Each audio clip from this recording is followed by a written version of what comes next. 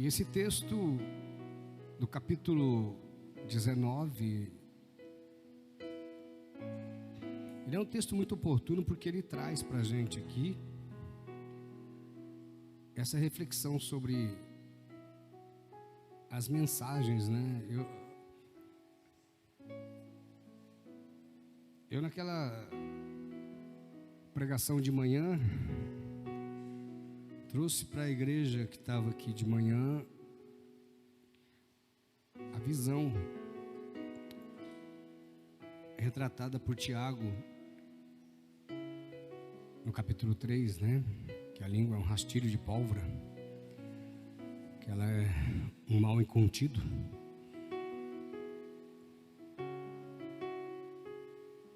E hoje vamos ver qual que é a consequência de uma mensagem na vida de alguém que está cansado.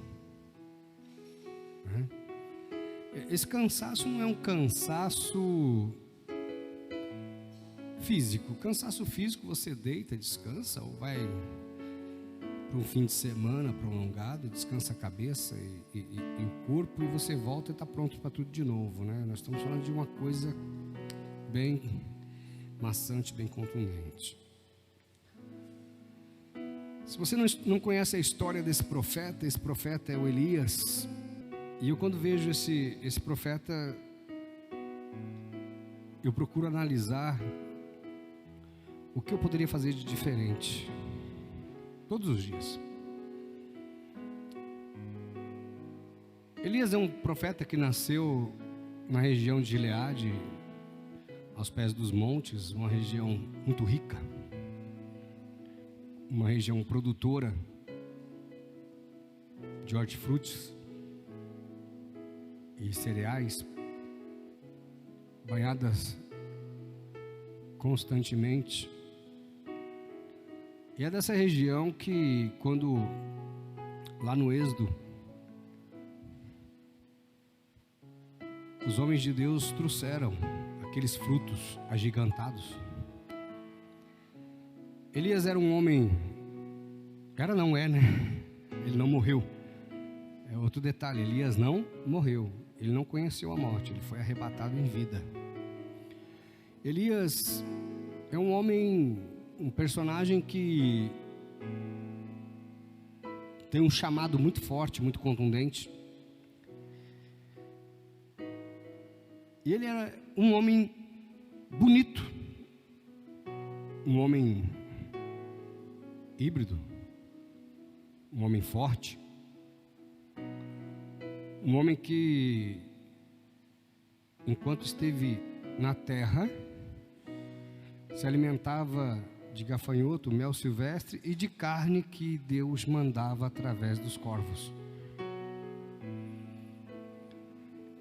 Um personagem de uma força física excomunal, de uma personalidade muito forte. A cena retratada de Elias com a viúva de Sarepta, e ele tem ali uma cena de uma mulher viúva que tinha um bocadinho de farinha e um pouquinho de azeite, e que ia fazer o último bolinho e ia morrer.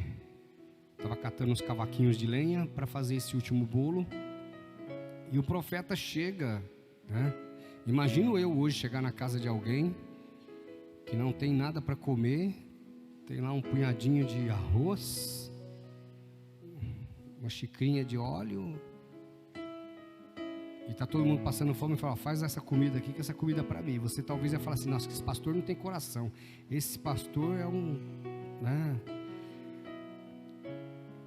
E ele fala para aquela mulher: faz para mim primeiro que eu como.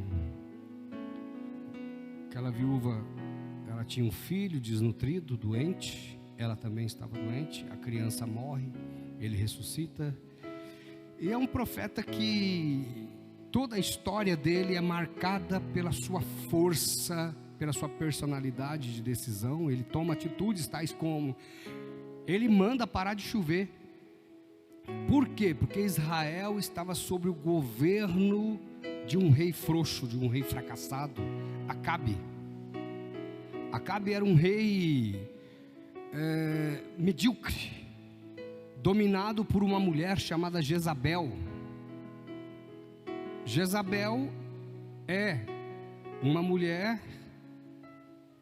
possessiva, dominadora, ou usar os termos usados hoje, dominante, né? Uma mulher que tratava os homens como se fosse, acredito até que ela era uma das feministas da época, né? Que trazia como pano de fundo um Deus, e Deus aqui letra minúscula, Baal. Quem era Baal? Baal era o Deus da fertilidade. Onde Baal estava, segundo a crença dos seus servos, havia muita prosperidade na terra e havia muita fertilidade entre o povo, não havia esterilidade. Então, mediante a isso, Elias, ele faz uma oração. Isso ele faz, não foi Deus que mandou ele fazer, ele faz, ele toma ali a decisão e ele diz: vai parar de chover. E parou de chover.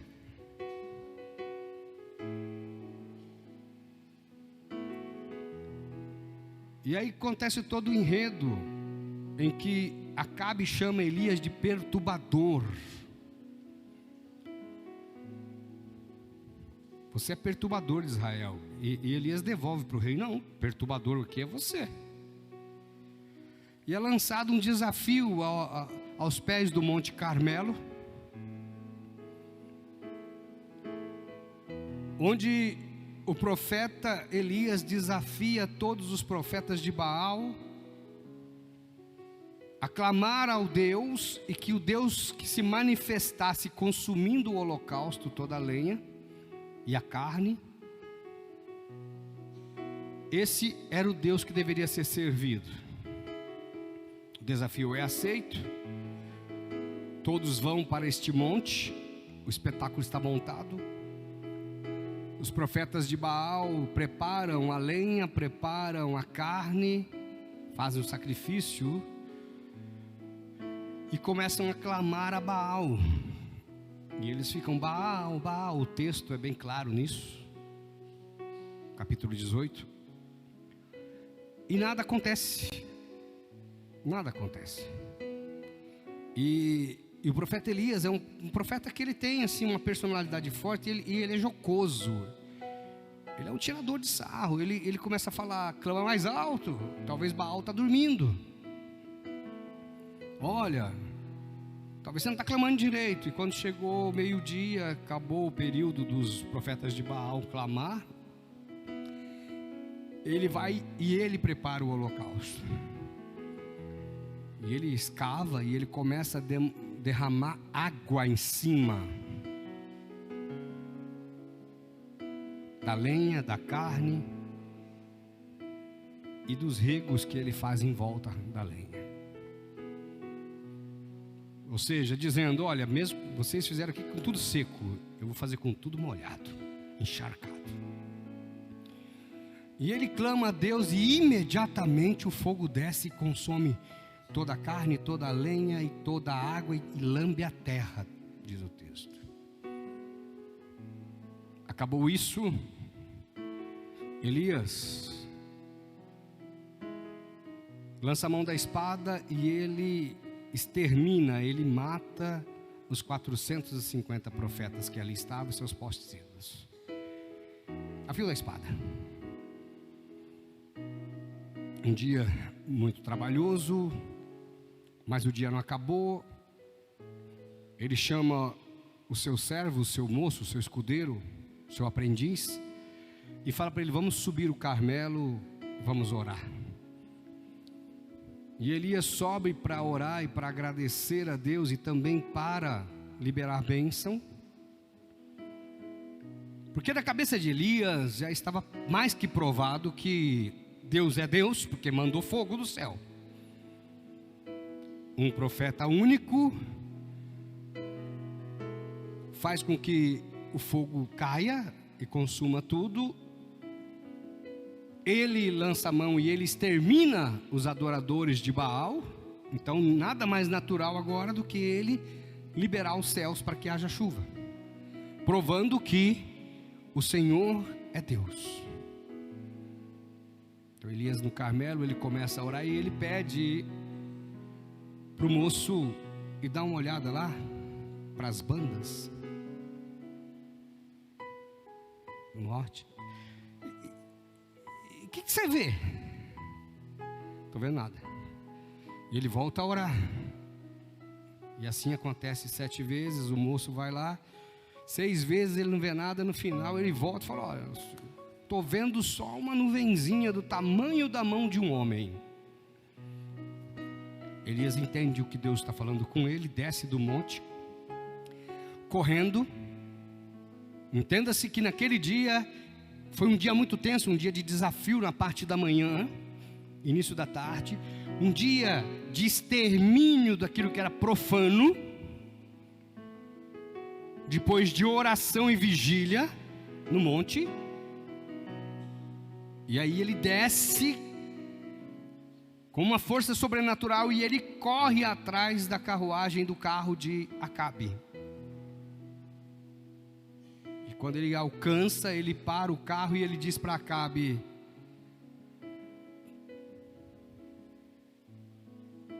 vá, porque já se ouve ruídos de abundante chuva. Diga assim: ruídos de abundante chuva. O que ele quis dizer com isso? O verdadeiro Deus de prosperidade, de fertilidade, o verdadeiro Deus, o verdadeiro Senhor está mandando a bênção. A terra estava seca, não havia vegetação, não havia plantação, não havia nada naquela região. Então era só morte.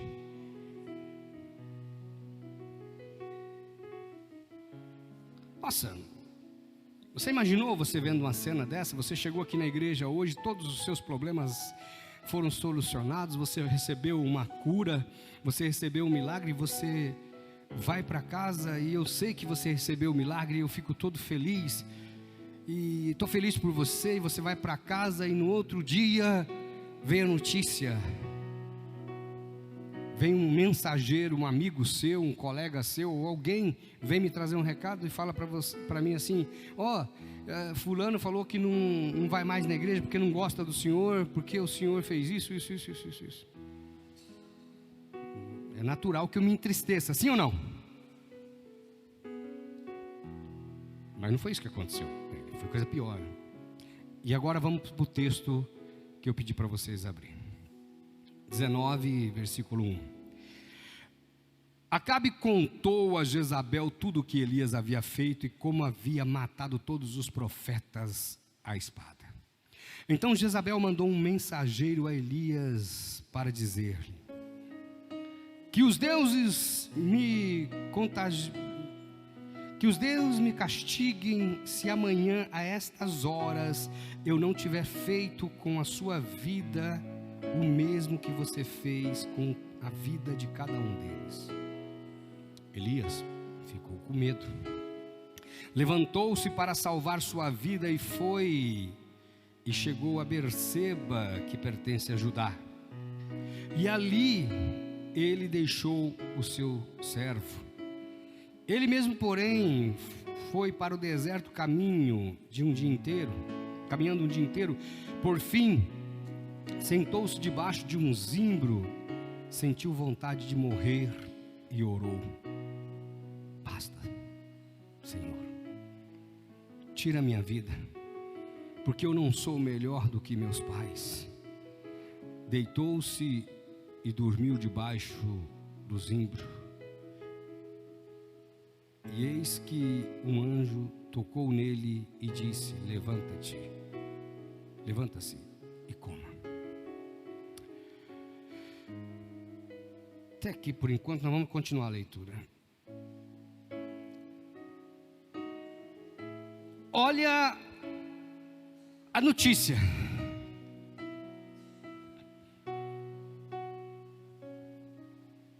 Quando você lê esse mesmo texto na Bíblia, na versão fiel, ou na contemporânea Thompson,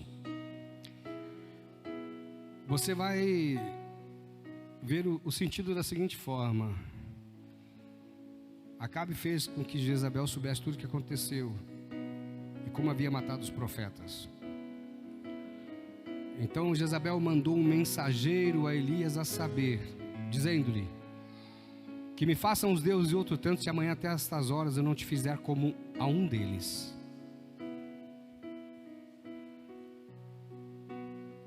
Elias teve medo, diga assim, medo.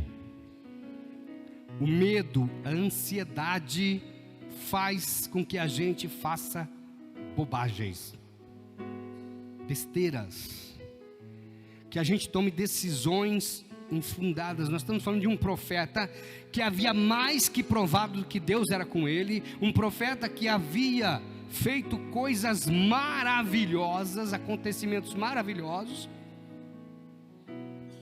mas que tinha do outro lado um povo de coração duro, uma rainha pecadora e um rei frouxo. Você está com seu marido do seu lado aí? Tá? Se você não tiver e tiver só o homem ou só a mulher, você imagina. Mas se tiver o seu marido do seu lado, pergunta para ele assim: você é frouxo?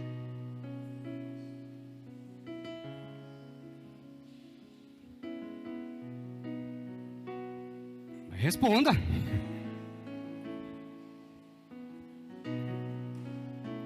Porque nós estamos vivendo uma geração de homens frouxos, homens que não tomam atitude e que obrigam as mulheres a tomar.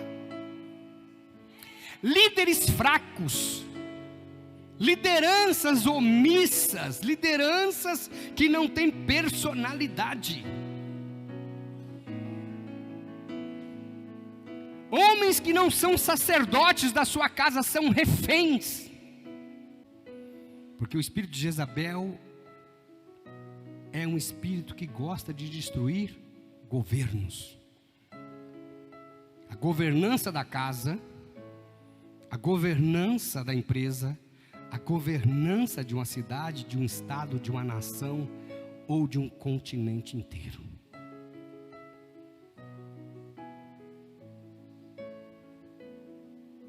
Mas tudo isso por causa de uma coisa que nós falamos hoje de manhã. Diga assim, língua. Cuidado, boquinha, o que fala. Cuidado, dedinho, que digita. Porque hoje tem muita gente que nem fala mais, né? Tá só digitando.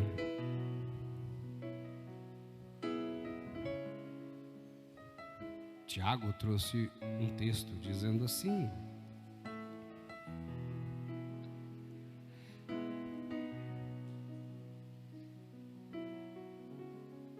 se alguém não tropeça, versículo 2 do capítulo 3 de Tiago, diz assim: porque todos nós tropeçamos em muitas coisas. Se alguém não tropeça no falar, é um indivíduo perfeito, capaz de refrear também todo o corpo. Ora, se colocamos freio na boca dos cavalos para que nos obedeçam, também lhes dirigimos o corpo inteiro. Observe igualmente os navios, sendo tão grandes e impelidos por fortes ventos, são dirigidos por um pequeniníssimo leme e levados para onde o piloto quer. Assim também a língua, pequeno órgão que se gaba de grandes coisas. Se alguém como uma fagulha incendeia uma grande floresta, ora, a língua é um fogo. É um mundo de maldade. A língua está situada entre os membros do nosso corpo e contamina o corpo inteiro. E não só põe em chamas toda a carreira da excelência humana, como também ela mesma é posta em chamas pelo inferno.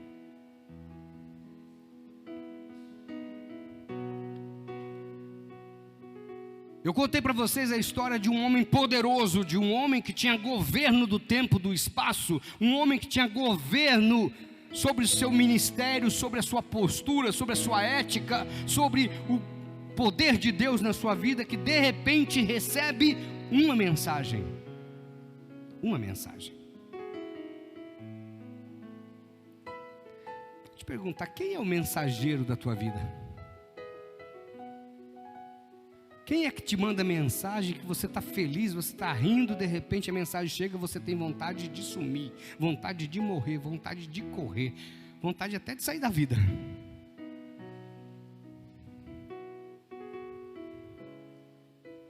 Porque tem mensagens que são prazerosas, você abre o celular e fala, uau, né? Mas tem mensagens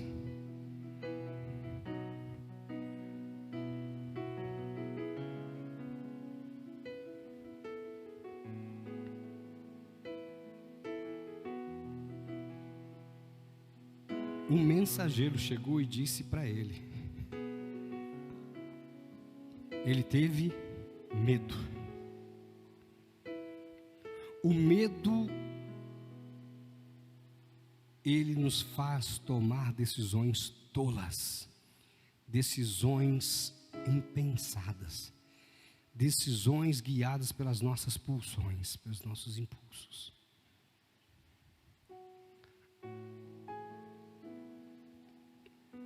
Decisões infelizes.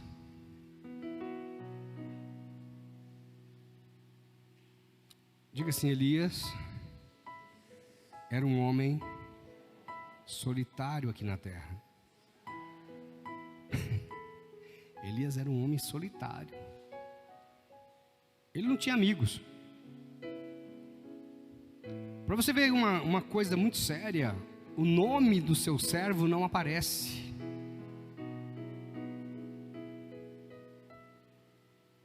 O nome do moço, ajudante dele, nem aparece, porque era insignificante.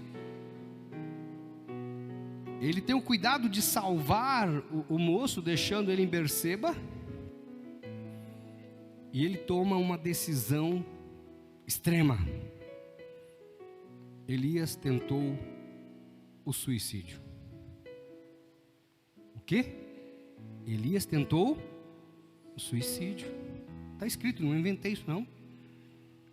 O homem mais poderoso, o homem que tinha intimidade com Deus, um homem que fazia coisas extraordinárias, o excepcional, quis se matar. Não, pastor, ele pediu a morte. Meu querido, você entra dentro de um deserto, anda o dia inteiro,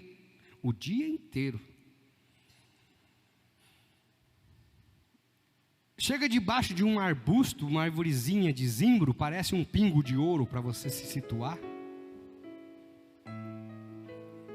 E ali ele fala para o Senhor, quero morrer. Eu quero que o Senhor me mate. Eu não sou melhor do que meus pais. Sugerindo que os pais dele já haviam morrido e que ele era solitário, um homem cercado pela solidão. E você vai ver isso no texto todo, viu? Você vai ver o moço aparecer só aqui no 19. Você não vai ver o moço antes. Você não vai ver o servo dele antes.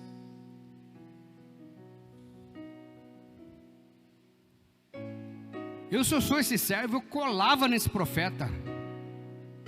Mas se o profeta estava assim, você imagina o servo.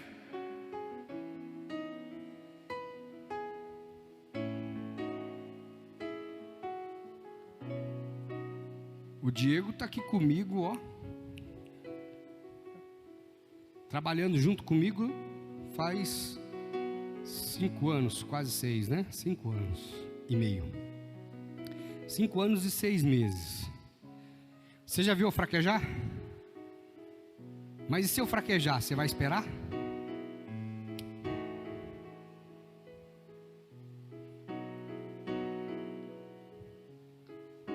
Porque eu imagino o bombardeio de notícias ruins que Elias recebia.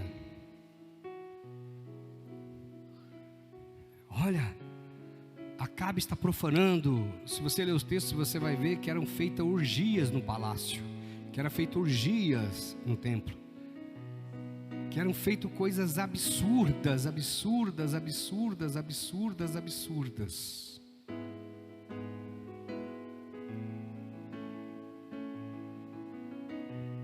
Até o dia do basta.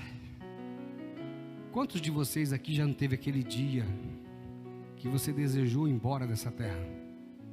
Quase todos nós. Já teve aquele dia que você fala, não, deu.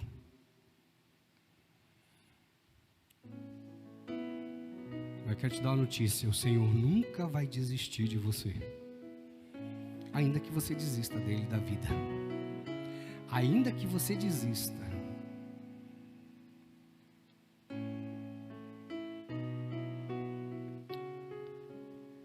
Com quem é que você se relaciona?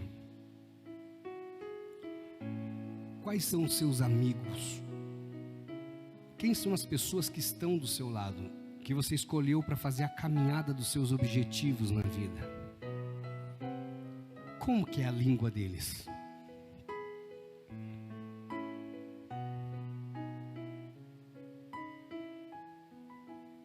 Como que é o olhar? Como que é o gesto? Às vezes, esposa, você acha que o seu marido é um homem fraco, um homem passivo, um homem que não toma decisões, e você não faz nada para isso mudar, você só potencializa isso. Você é fraco, você não faz nada, você é acomodado, para você está tudo bom.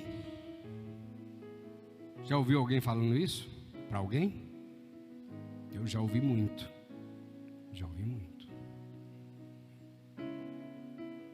Mas eu quero te dar uma notícia, viu, mulher? Talvez você não está preparada para a hora que o seu marido acordar. Porque a hora que ele acordar, você vai ver o quanto você era feliz e não sabia.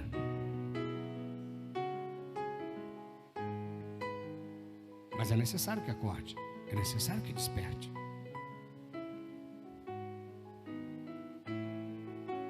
O que você fala? O que nós falamos? O que profetizamos? Lembra do domingo passado? Quem estava aqui domingo passado? Que nós, você viu que tinha outro povo aqui, né? Que nós domingo passado aprendemos aqui sobre profetizar. Profetiza, filho do homem. Profetiza e dize.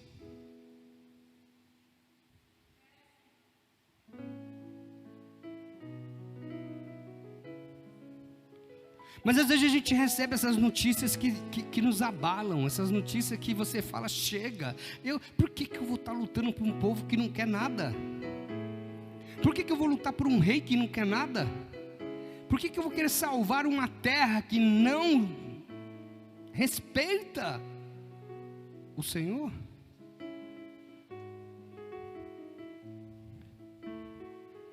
Eu acredito que ele questiona até Deus.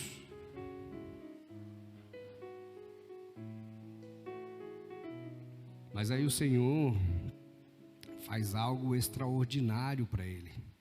Faz algo que vai mudar a história dele, que vai mudar o momento, que vai mudar toda a inconstância daquele momento e que deixa ele numa situação complicada.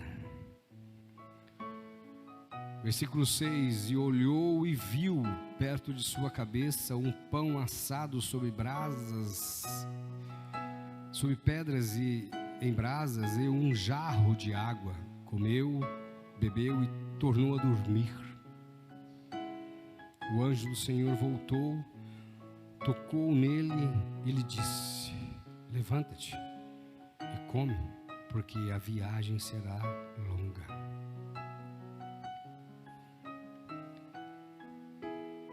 A viagem será longa. Então Elias se levantou, comeu e bebeu, e com a força daquela comida caminhou 40 dias e 40 noites até Horebe, o monte de Deus. Aí ele vai para a reunião de trabalho. Mas preste atenção. Quantas vezes você já se encontrou cansado? Não estou estou falando daquele cansaço que você trabalhou o dia todo, aí você está esgotado fisicamente, você deita, dorme, acorda no outro dia, você está bem, vai trabalhar. Eu estou falando que você está cansado das mesmices da sua volta, da vida que você leva.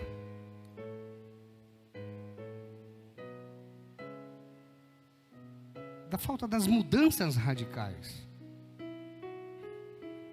De trazer para a sua vida um novo objeto, um novo objetivo. Jesus, ele diz para a gente que nós temos que andar continuamente em novidade de vida. Então ele chama no 33:3 de Jeremias, e ele diz: clama a mim, responder-te-ei, anunciar-te-ei coisas grandes e ocultas que você não sabe. Novidades. Versículo 9 do capítulo 2 de 1 Coríntios, ele diz que as coisas que o olho não viu, o ouvido não ouviu, não subiu à mente humana, são as que Deus preparou para aqueles que o amam. Novidade. Mas às vezes você está naquela rotina, diga assim, rotina. Não tem coisa para destruir um casamento, destruir uma empresa, destruir uma vida, destruir um namoro, destruir uma casa, do que a rotina. Até problema você tem que arrumar um diferente, porque às vezes seus problemas também estão tudo na rotina, está tudo igual.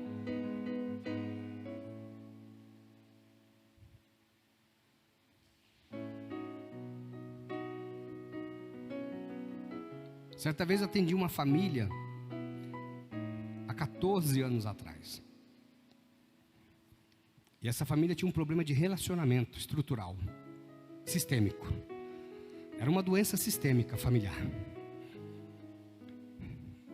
Trouxe o pivô da família para a igreja e fiz todo o processo de reestruturação familiar e veio todo mundo para a igreja. Foi uma bênção, foi uma bênção, foi uma bênção. Até que um dia o irmão chegou em mim e falou assim: nossa, pastor, minha família está uma bênção, chega a dar até saudade daquelas brigas. Eu falei: saudade das brigas? Você tem a dimensão do que você está falando? 4 anos depois que eles me procuraram, estava tudo muito em paz, tudo muito feliz, todo mundo feliz, estava numa bênção. Irmão, pensa numa família que conseguia se reunir, não tinha mais briga, tinham resolvido as suas questões de partilha, de divisão de bens e tal, uma coisa maravilhosa. E aí um dia o patriarca daquela família falou: tá tudo muito tranquilo. Começou a arrumar problema, a igreja é longe. Diga assim: a igreja é longe. Pastor, a igreja é tão longe, né? Falei: irmão, acendeu a luz vermelha, vamos orar? Um mês depois eles decidiram sair da igreja, e um dos membros da família resolveu que sabia muito de Bíblia e abriu uma igreja. Foram. Passaram-se 2 anos e meio, quase 3 anos. Esse patriarca da família me procurou de novo. A família estava totalmente disfuncional, desconcertada, bagunçada, um pé de guerra.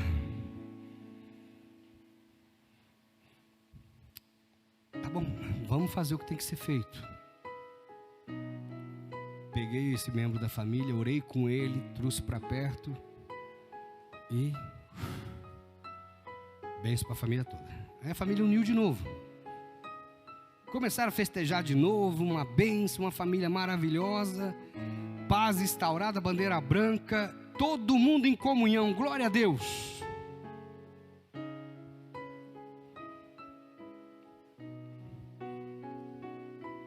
(14, 15, 16, resolveram que a igreja estava longe. Vamos fazer uma célula para ajudar vocês. Aí um outro membro da família, que era pastor autoproclamado, abriu uma igreja de novo. E aí o negócio não prestou. Agora em 2022, no dia de hoje, Um dos membros da família me procurou e disse: pastor, socorro, nossa família está destruída. Pergunta ao seu irmão, o que o pastor deve fazer?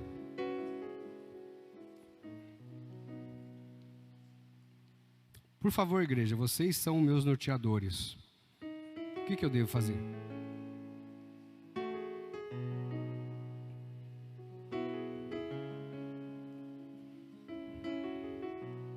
O que eu devo fazer, Leandro? O que eu devo fazer? Fazer o que eu fiz da outra vez. Mas qual que é a vontade? Pôr todo mundo na salinha e fazer uma oração forte.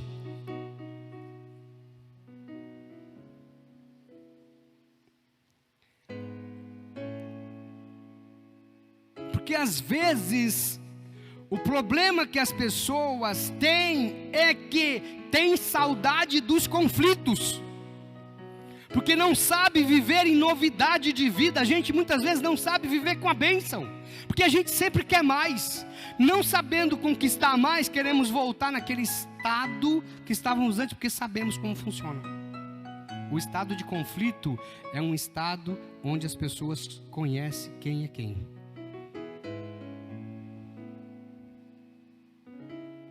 Língua, falatório, más conversações. As más conversações corrompem os bons costumes. Então nós estamos vivendo numa era.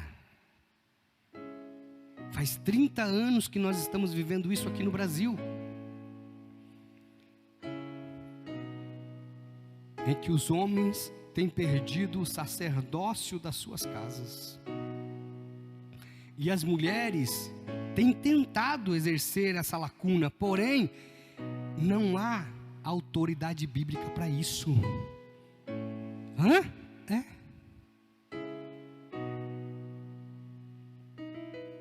Não estou falando de direitos, não estou falando de trabalho, estou falando de governo espiritual da família.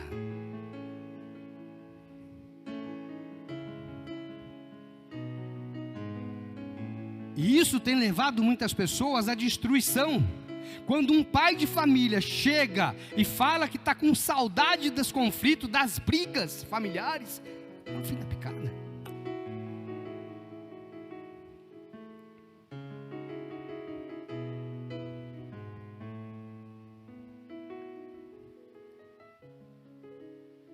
A pessoa me procurou e falou: pastor, toma atitude, vamos tomar atitude.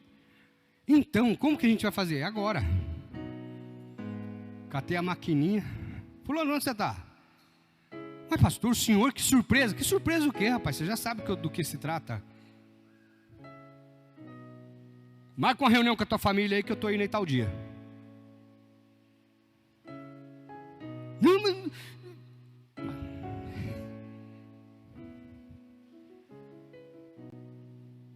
Língua destrói tudo.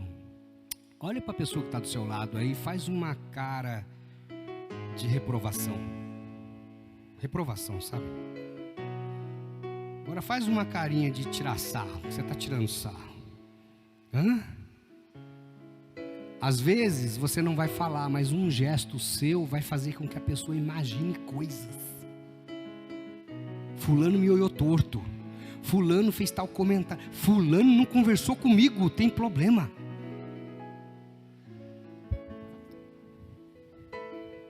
Fulano não me cumprimentou. Você viu aquela brincadeirinha?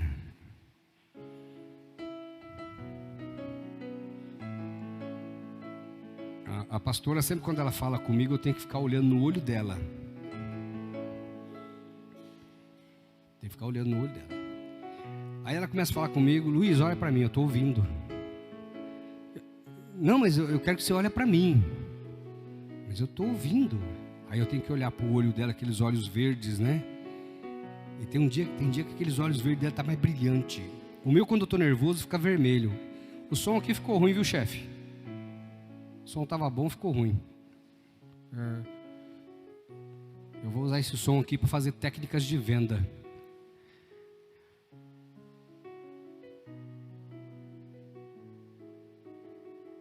Quando eu estou meio bravo, fica o olho vermelho, a pastora fica com os olhos verdes dela brilhando, parece que tem água no olho assim, sabe? Ela fala, olha para mim. Aí eu tenho que conversar olhando para ela, né? Como que você conversa com as pessoas que estão do seu lado? Quais são os mensageiros da sua vida? Amanhã de manhã, quando você for trabalhar, o que você está esperando? A rotina? Ou você vai fazer algo diferente? Você só faz o que esperam de você ou você faz por excelência, faz a mais? O que o teu pai e tua mãe espera de você? Mais uma bomba? Mais um problema? Ou um motivo de alegria?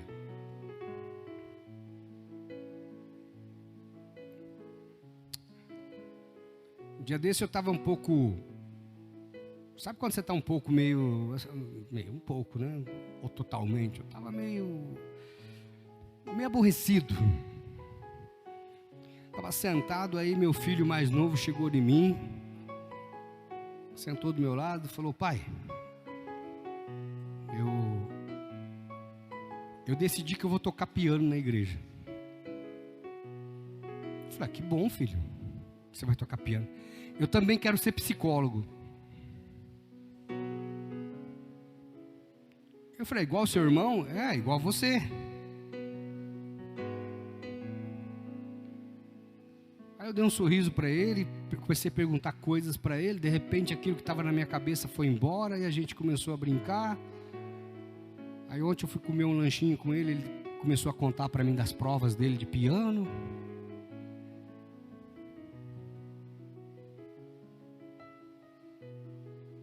O que você senta? O que você conversa quando você senta para conversar?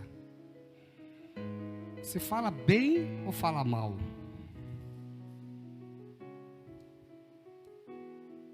Qual é o assunto? O que você vê para o futuro? Ou você está igual Elias, precisando dormir um pouco e comer pão feito pelo Senhor, pão vivo, trazido pelo anjo, água colhida no trono de Deus. O que você precisa?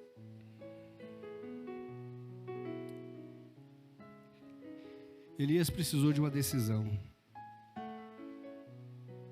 A partir desse momento, ele não é mais profeta para profetizar entre o povo. Agora, ele vai para dirigir uma escola de profetas com 50 alunos.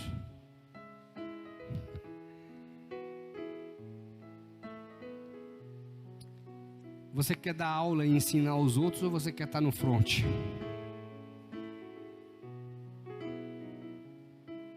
Ele ganha. Ele ganha o direito de não morrer, ele ganha o direito de educar, ele ganha o direito de fazer um sucessor, o profeta Eliseu, profeta que age e profetiza com o dobro da porção que ele tinha. Eliseu supera o seu mestre em tudo.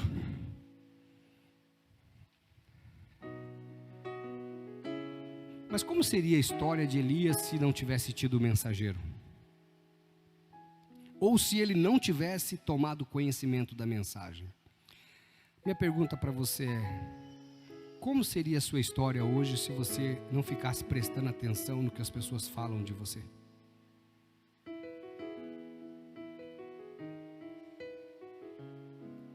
Porque às vezes as pessoas vão falar de você é algo para te desanimar. Você acha que você está legal, está fazendo tudo certo, mas de repente vem aquela mensagem e fala para você assim, ó, está tudo errado.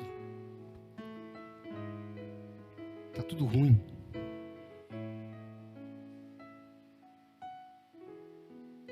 Você está pensando nisso? Pergunta para o seu irmão, você está entendendo isso? Está entendendo? Deus está falando com você, presta atenção, não é eu não, Deus está falando com você. Aí no seu interior, o que você precisa tomar de atitude, às vezes a atitude vai mudar radicalmente a sua vida, como mudou a vida do profeta Elias.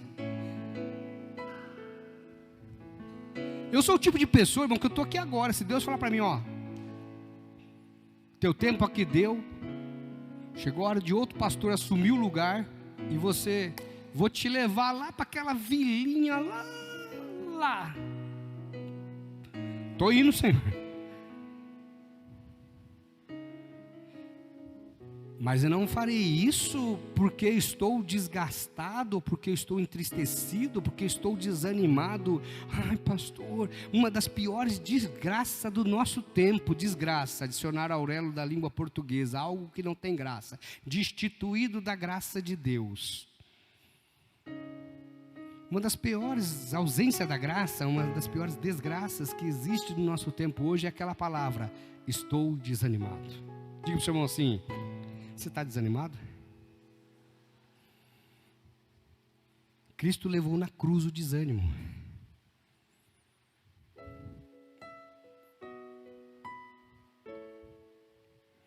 A minha sogra um dia chegou em mim, 2019, ela falou assim, Luiz, meu tempo já deu.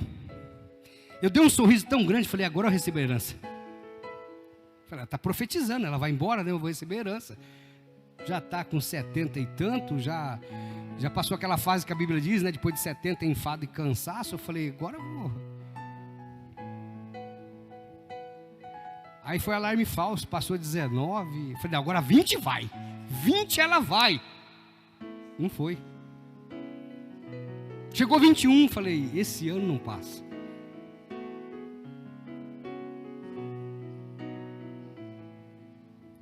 Porque as coisas não são do jeito que a gente quer. Ah, mas o senhor quer que ela vá? Não, ela que disse que ia.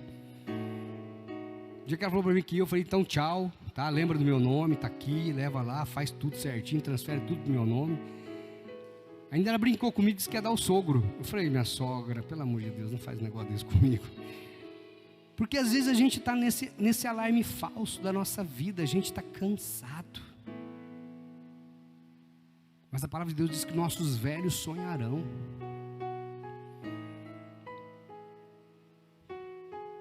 De quando ela achou que ia, ela já foi para o grupo de intercessão, já liderou intercessão, já orou para um monte de gente, já teve um monte de testemunho. Só não me emprestou mais dinheiro. Mas eu não pedi, né? Tá certo. Se tiver, não tem problema, viu? Aceito.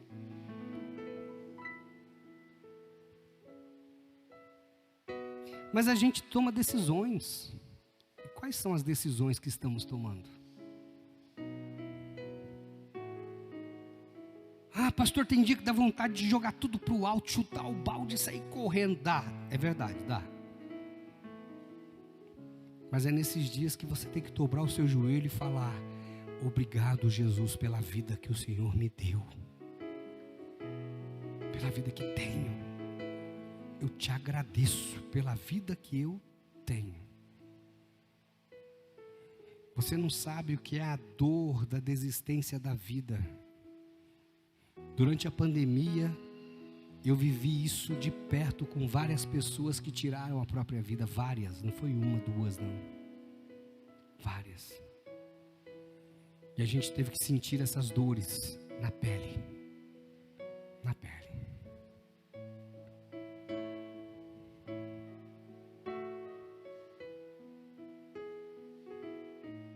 Porque a vida não é fácil.